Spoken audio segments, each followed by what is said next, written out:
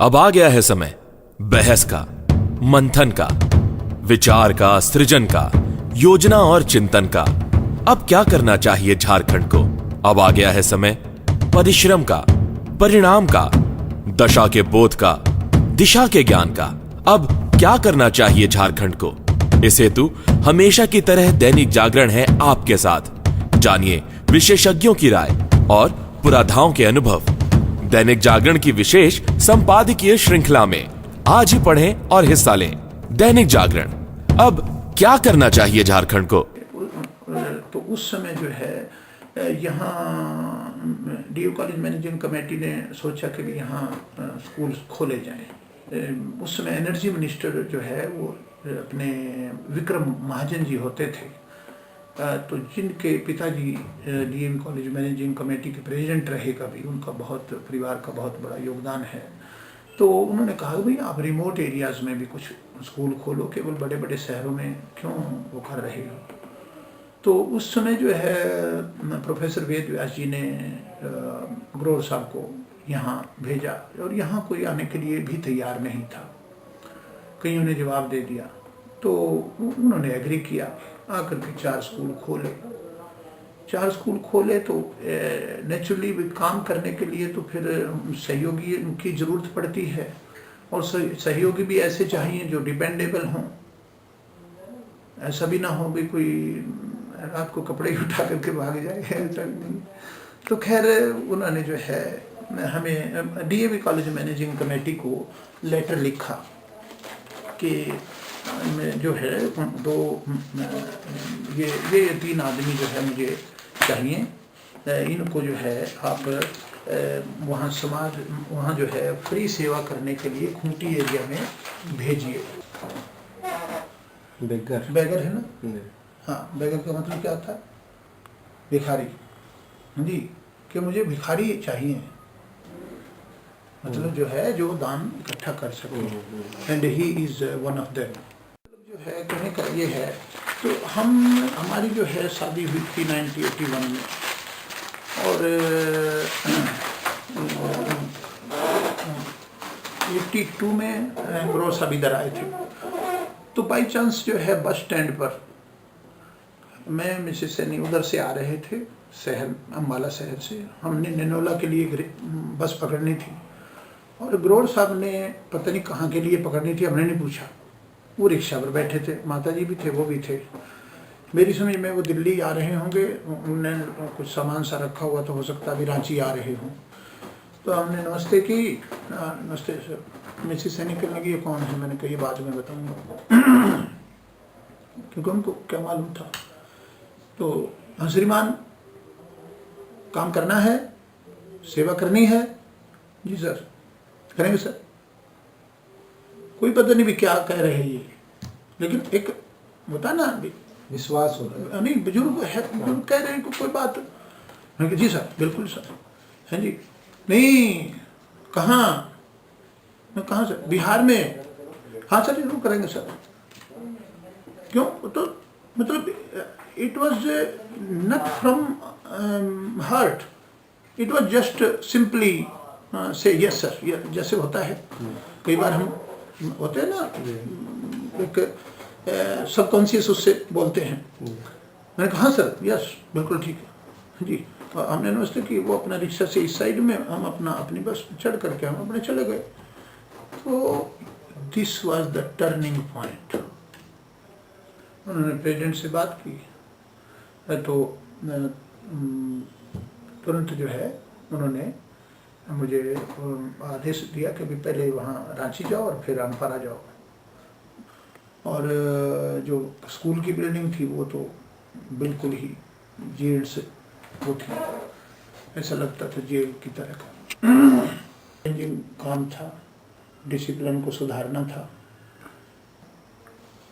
लेकिन राजरूपा एक prestigious school था हमारा और वहाँ जो है काफ़ी एक तरह से मैं कहूँ यूनियनबाजी थी।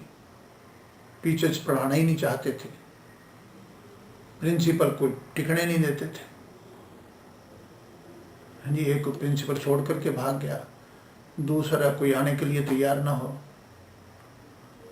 तो मुझे कहा गया कि भी आपको जो है सारी सिक्योरिटी देंगे, ये देंगे, वो देंगे, लिखित में है, लेटर है,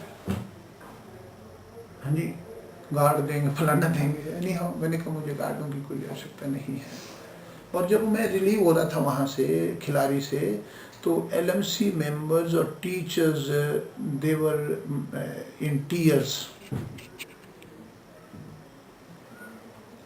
परिवर्तन आया। And a teacher started weeping. This was the change. खड़ा किया यहाँ पर जी जी। जो डाटा हमारे पास है, इन वर्षों में आपके ग्रुप में स्टूडेंट्स की संख्या 3 गुनी हो गई। आज नियर अबाउट 1,70,000 स्टूडेंट्स यहाँ पर पढ़ रहे हैं। ये बहुत बड़ी बात है। जी जी जी। तो आप इन सब चीज़ों को किस तरीके से देखते हैं? फ्यूचर क्या दिखता है? जिस समय आपने शुरुआत की थी उस समय स्थिति क्या थी? आज की तारीख में बदलाव शिक्षा के क्षेत्र में वो आप किस रूप में देख रहे हैं? नहीं, यहाँ जब से हमने शुरू किया या 85 में जिस समय हम यहाँ आए और ग्रोवर साहब भी 82 में आए, तो उस समय की स्थिति में और आज की स्थिति में बहुत ज़मीन आसमान का अंतर है जी। उस समय जो है यहाँ पर जब हम आई ऑपरेशन के लिए खूंटी में जब लोगों को, जब मरीजों को ढूंढ रहे थे कि भी आपके, और मरीज आगे आगे होते थे और हम पीछे पीछे जी, और हार करके जो है जोगिया कपड़े जिनको आप गेरुए कपड़े हैं वो सिलाने पड़े ताकि उनको ये महसूस हो कि भाई ये लोग रियल जो है सेवा करने वाले हैं जी। ये डॉक्टर अर्जुन दास ग्रोवर और ग्रोवर साहब थे, उस समय की मैं बात बता रहा हूँ जी। ये तो थी आम उसकी बात जी। और आज की तारीख में अब जो है हर स्कूल से बच्चे जो हैं, आज रिक्शा वाला भी ये चाहता है कि बच्चों का हमारा एडमिशन एक अच्छे पब्लिक स्कूल में हो जाए। और दूसरी चीज़, जहाँ तक 1,70,000 की है, ये अभी बहुत काम करना बाकी है जी। बहुत काम करना बाकी है और इससे भी 3 गुना होने हैं बच्चे जी। आप बच्चों की कमी नहीं है जी, हाँ जी, इंफ्रास्ट्रक्चर की कमी है और हम प्रयास कर रहे हैं कि भी और ज़्यादा से ज़्यादा। अभी हम जो है, मैंने बताया आपको, कल हम सिल्ली में भी खोल रहे हैं स्कूल, इसी तरह उधर बैठन में भी एक नया स्कूल खोला है। एजुकेशन इज कंसर्न जी। आपने ये कहा कि आज एक रिक्शा वाला वो भी चाहता है कि उसका बच्चा स्कूल में पढ़े। ये एक ट्रेमेंडस चेंजिंग देखने को मिल रहा है जी। एक मैं आपको उदाहरण देना चाहूँगा कि कोडरमा का एक लड़का IIT कंप्लीट किया और उसकी माँ स्टेशन पर दोने पत्तल बेचती थी। पलामू का एक लड़का वो IAS कंप्लीट किया और उसने अपनी पढ़ाई ढेवरी में की थी। तो ऐसा लगता है कि झारखंड में टैलेंट्स की कमी नहीं है। एजुकेशन के प्रति झारखंड और बिहार में रुझान है जी, शायद किसी स्टेट में हो जी। की टीम यह जानने का प्रयास करेगी कि इस राज्य में शिक्षा के स्तर को किस तरीके से बदला जा सकता है, क्योंकि बदलाव काफ़ी हुए हैं। हमने पिछले साल यह मुद्दा उठाया था और कितना वक्त चाहिए झारखंड को। उसके दूसरे चरण में हम इस मुद्दे के साथ खड़े हैं, अब क्या करना चाहिए झारखंड को। हमारे साथ दैनिक जागरण के वरीय समाचार जी हैं, सीनियर रिपोर्टर आशीष झा हैं, हमारे शिक्षा संवाददाता प्रणय कुमार हैं। मैं जानना चाहूँगा मुकेश जी से कि अभी अभी उन्होंने सैनी जी की बातें सुनी, 2-3 काफ़ी महत्वपूर्ण बातें निकल कर आई हैं इसमें। एक तो बेगर शब्द का प्रयोग किया इन्होंने कि एक बेगर बनकर वो स्कूल को संवारने, शिक्षा को बढ़ाने का प्रण लेकर यहाँ आए। में उस समय जहाँ जीर्ण अवस्था में पूरा स्कूल था, वहाँ जाकर उन्होंने उसकी तस्वीर बदली। लेकिन बगैर संसाधन चीज़ें कैसे बदल जाती हैं, इस पर मैं चाहूँगा कि आपने क्या फील किया, आपका क्या ऑब्जर्वेशन रहा। अगर सारे संसाधन उपलब्ध हों तो कोई भी पढ़ा सकता है, कोई भी अच्छी शिक्षा दे सकता है और ले सकता है। चुनौती वहाँ होती है जहाँ पे कोई संसाधन ना हो।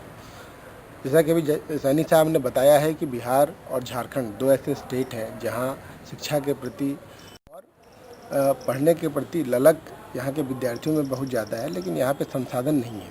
सैनी साहब उन लोगों में से हैं जो संसाधन न होने के बावजूद अपने लिए संसाधन कैसे जुटाते हैं, उसकी एक मिसाल है। जिस समय यहाँ आए थे इस इलाके में, उस इलाके में कुछ भी नहीं था और इन्होंने बताया कि कैसे अब संसाधन जुटाने के लिए इन्हें यहाँ लाया गया और इस बात के लिए प्रेरित किया गया कि आपको एक बेगर की तरह यहाँ पे मानकर अपने आप को इन्होंने अब कुछ सालों में ये वही किया है कि ये एक भिखारी की तरह इन्होंने मांग कर संसाधन जुटाए हैं और अपने लिए नहीं, अपने संस्थान के लिए, एक समाज के लिए एक शिक्षा का एक चेन इन्होंने बनाया, स्कूल का एक चेन बनाया है और आगे भी ये चाह रहे हैं कि बहुत काम करना इन्हें बाकी है। सैनी जी से हम ये जानना चाहेंगे कि अभी इस क्षेत्र में प्रोफेशनल का ज़माना काफ़ी है, मतलब निजी पूंजी निवेश होने लगा है। अब इसका अभी एक कारपोरेट कल्चर डेवलप हो गया है।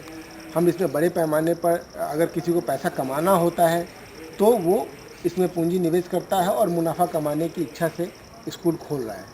आपने जब शुरुआत की थी तो बिल्कुल उल्टी स्थिति थी और आज की परिस्थिति बिल्कुल अलग है।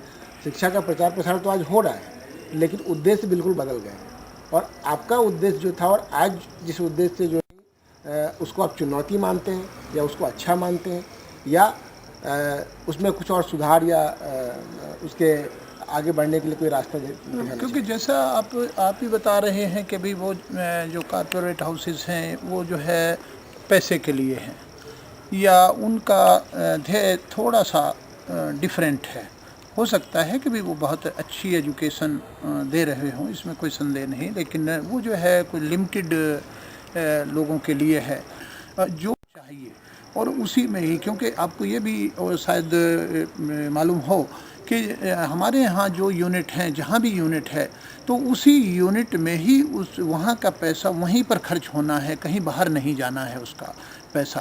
क्योंकि कारपोरेट हाउसेस का तो हो सकता है कि भी उनका एक फैमिली का ट्रस्ट हो या कोई हो, ये किसी फैमिली का ट्रस्ट नहीं है। ये जो है डिफरेंट कॉर्नर से लोगों के उससे आर्य समाजों से आए हुए प्रतिनिधि हैं जो से आते हैं, जो अपना एक्सपेंडिचर करते हैं, जो नॉन पेड हैं।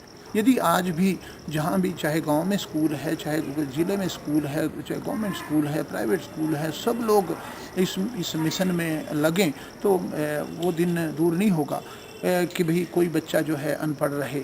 इसके साथ ही जैसे आपने कहा कुछ कूड़ा बीनने की या दूसरे की, अब जिस तरह से सरकार भी कर रही है, बीपीएल के कार्ड बने हैं तो उनको जो है कहीं ना कहीं किसी न किसी लेवल पर उनका सही वास्तव में बीपीएल में आता है, उसकी यदि हेल्प हो जाती है तो वो चीज़ जो है दूर जल्दी हो सकेगी, ऐसा मेरा मानना है। एक बहुत बड़ी बात कही इन्होंने, नीतियों का इम्प्लीमेंटेशन। तो आज शिक्षा के क्षेत्र पर फोकस करती ये बातें। अगले मोड़ पर फिर नए मुद्दे के साथ हम मिलेंगे। दूसरे जो है वो जल्दी हटेंगे और वो जो है बच्चे स्कूल जाना शुरू करेंगे। अब आ गया है समय बहस का, मंथन का, विचार का, सृजन का, योजना और चिंतन का। अब क्या करना चाहिए झारखंड को? अब आ गया है समय परिश्रम का, परिणाम का, दशा के बोध का, दिशा के ज्ञान का। अब क्या करना चाहिए झारखंड को? इस हेतु हमेशा की तरह दैनिक जागरण है आपके साथ। जानिए विशेषज्ञों की राय और पुराधाओं के अनुभव। दैनिक जागरण की विशेष संपादकीय श्रृंखला में आज ही पढ़ें और हिस्सा लें। दैनिक जागरण, अब क्या करना चाहिए झारखंड को?